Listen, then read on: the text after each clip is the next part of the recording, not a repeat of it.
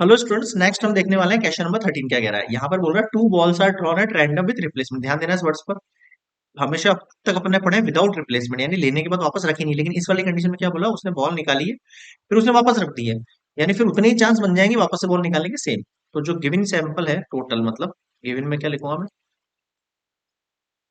Total number of balls कितनी हो गई? 10 ब्लैक हो गई और 8 रेड हो गई, मतलब टोटल 18 बॉल्स हो गई in short. Find the probability. First case समझना, प्रोबेबिलिटी बोथ बॉल रेड निकलनी चाहिए, ठीक है सब।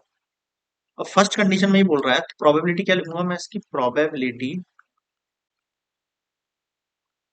Of getting N first first ball is red निकले, इसकी प्रोबेबिलिटी बताओ। सर रेड बॉल है कितनी मेरे पास? 8 है। टोटल बॉल कितनी है? 18 है। चाहो तो कट कर लो इनको, ठीक है। 2 4 जा और 2 9 जा 18। समझे क्या? ठीक है सर। अब आगे सुनो। Probability of getting N second ball is red. देखो सेकंड बॉल भी रेड निकलनी चाहिए। देखो फर्स्ट बॉल रेड निकली, उसके बाद आपने बॉल को वापस रख दिया, तो उतने ही चांस बन गए वापस से रेड बॉल आने के। कितने? 8/18। समझ में आया ये वाली ट्रिक? पिछले वाले क्वेश्चन में क्या होता था? वो रखने के बाद एक चांस हो चुका होता था, तो आप उसको ऐसे करके डिनोट करते थे A/B, कि ये वाली कंडीशन हो चुकी है और ये वाली कंडीशन नहीं निकाल रहे हो आप इस तरीके से, ठीक है।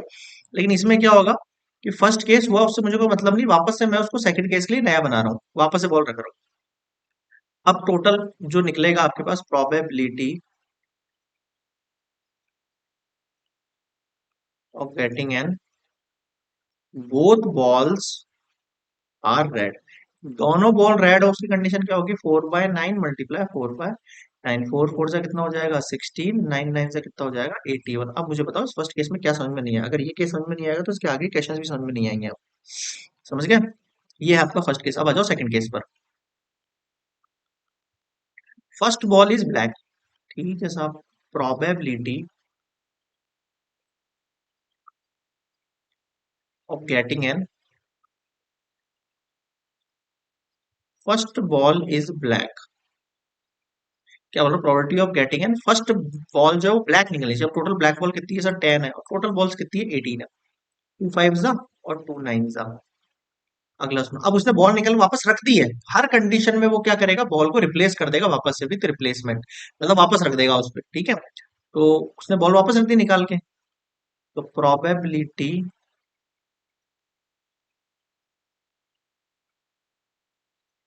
Of getting N second ball is red. Okay, अगली बॉल रेड निकलनी चाहिए साहब। सर अगली बॉल रेड, रेड बॉल है कितनी आपके पास? 8 है। टोटल बॉल 18 ही रहेगी, कम नहीं होंगी। क्यों? क्योंकि वो निकाल के लेके नहीं गया अपने साथ, वापस रख दिया, तो वापस से फुलफिलमेंट हो गया उन्हीं बॉल्स का। 2 9 सॉरी, 2 4 जा 8, 2 9 जा 18। समझ में आया? ठीक है। लास्ट आपको जो निकालना है,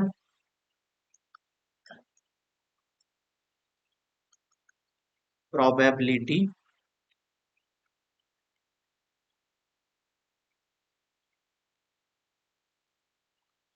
so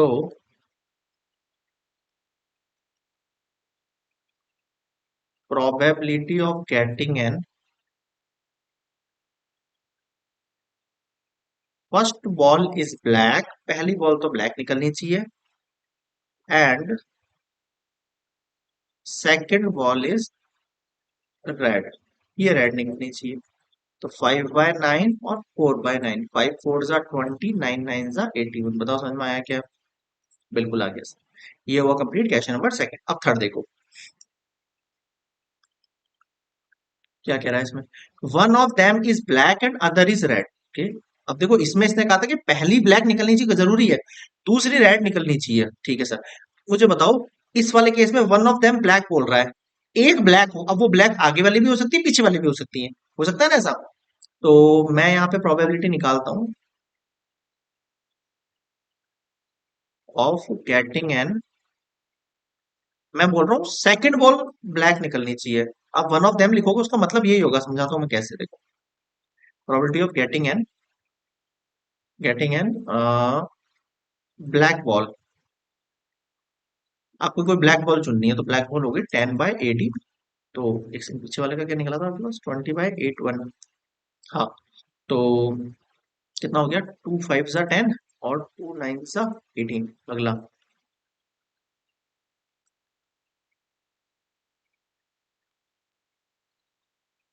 getting an other ball, दूसरी बॉल रेड निकलनी चाहिए, तो सर रेड/18, 2 4 ज़ा 2 9 ज़ा। Probability getting an one of them is black and other is red की प्रोबेबिलिटी होगी क्या सर? सर इसकी प्रोबेबिलिटी जो होगी वो मान लेते हैं probability of getting N first black and second red. भाई या तो पहली ब्लैक होगी दूसरी रेड होगी, प्लस या फिर probability of getting N second वाली ब्लैक होगी एंड फर्स्ट वाली रेड होगी। अब ये वाली चीज आप थोड़ी समझना, इसके अंदर थोड़ी सी अटपटी लगेगी। आप इसके ऊपर, ये ऊपर कर रहा हूं मैं, इसके आगे का पार्ट। तो देखो, फर्स्ट बॉल ब्लैक हो, सेकंड बॉल रेड हो, इसकी प्रोबेबिलिटी मैं पहले से पीछे निकाल चुका हूं यहाँ पे 20/81। तो ये वाली प्रोबेबिलिटी से काम चल जाएगा कि हाँ सर चल जाएगा। तो ये हो गई 20/81 प्लस सेकंड बॉल इस बार ब्लैक हो। तो अब देखो, सेकंड बॉल ब्लैक हो उसकी कंडीशन क्या हो सकती है? तो सर देखो, फर्स्ट में मैंने इस बार ब्लैक बोल दिया, फर्स्ट में मैंने इस बार ब्लैक बोल दिया, तो सेकंड में ब्लैक और फर्स्ट में नहीं, पलट जाएंगी वो चीजें। पलट जाएंगी कैसे? सर सेम ही रहेगा कंसेप्ट। तो जहां पे आपने 5/9 मल्टीप्लाई 4/9 किया है, वहां मैं यहाँ पे 4/9 मल्टीप्लाई 5/9 कर देता हूँ। और क्या करूँ? हो जाएगा ऐसा। ठीक है। तो ये जो फर्स्ट, ये जो ब्लैक बॉल आई है ना, इसको आप मान लो अपनी सेकंड कंडीशन, इसको मान लो अपनी सेकंड कंडीशन, और इसको मान लो इस बार फर्स्ट कंडीशन। 20/81 प्लस 20/81 कितना हो गया? ये 20 20 40/81। बताओ समझ में आया क्या? ये वाली चीज थोड़ा समझना आप, लास्ट वाली चीज ये इंपॉर्टेंट है। देखो मेरी बात सुनो, सिंपल बोल रहा है, वन ऑफ देम, एक ब्लैक होनी चाहिए एक रेड। अब कौन सी ब्लैक है ये पता नहीं है यार। तो एक तो मैं ऊपर वाले केस में से उठा लेता हूँ, एक तो मैं ऊपर वाले केस में उठा लेता हूँ कि भैया एक मान लो तो पहला केस ब्लैक है, दूसरा रेड है, और दूसरा केस मैंने खुद ने बना लिया यहाँ पे। वन ऑफ देम जो बनाया ना मैंने ब्लैक वाली कंडीशन, उसको मैंने सेकंड मान लिया, उसको मैंने फर्स्ट मान लिया, एक केस मैंने यहाँ बना लिया, दोनों केसों को ऐड कर दिया, हो गया आपका काम। ये थर्ड वाला इंपॉर्टेंट है, इसको समझना आप अच्छे से। ठीक है, एक बार फिर से रिवाइज करके देखना क्या कंसेप्ट बताया मैंने लास्ट में, इंपॉर्टेंट है। और कोई डाउट लगे कमेंट्स में बता देना, मैं रिप्लाई कर दूंगा, कोशिश करूंगा जल्दी जल्दी करने की। वैसे मैं रिप्लाई बहुत फास्ट करता हूँ, फिर कमेंट्स ही बहुत कम आते हैं बच्चों के। ठीक है लगता है डाउट ही नहीं आता बच्चों को, केवल देखे जाते हैं। तो कंप्लीट हुआ क्वेश्चन नंबर 13, नेक्स्ट देखेंगे क्वेश्चन नंबर 14 के साथ।